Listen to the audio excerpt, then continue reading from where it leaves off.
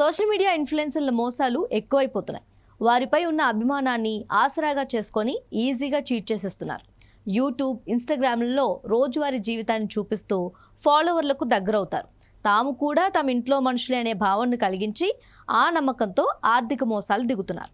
Job వీసాల పేరుతో నిరుద్యోగులకు కోట్లాది రూపాయల నామం పెట్టారంటూ వార్తలు వినిపిస్తున్నాయి. ఆ మధ్య అశురెడ్డి ఓ వ్యక్తిని మ్యారేజ్ చేసుకుంటారని నమ్మించి 9 కోట్లు తీసుకుంది.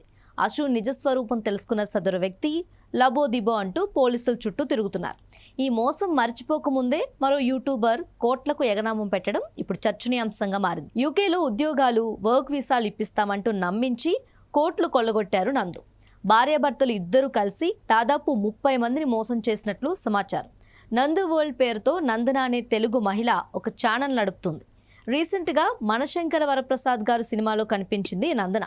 యూట్యూబ్ పేరుతో భార్యాభర్తలు ఇద్దరు కోట్లకు కోట్లు మోసం చేస్తున్నట్లు రీసెంట్గా వెలుగులోకి వచ్చింది.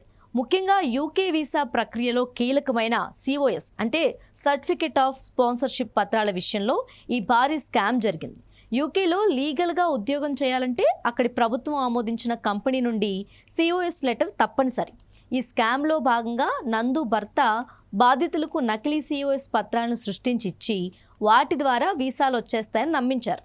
ఒక్కొక్కరి నుండి లక్షలాది రూపాయలు వసూలు చేసి తీరా వీసా అప్లికేషన్ స్టేజ్ లేదా ఇమిగ్రేషన్ తనిఖీల వద్దకు వచ్చేసరికి ఆ పత్రాలు చెల్లనివిగా తేలడంతో బాధితులు లబోదిబోం అంటున్నారు.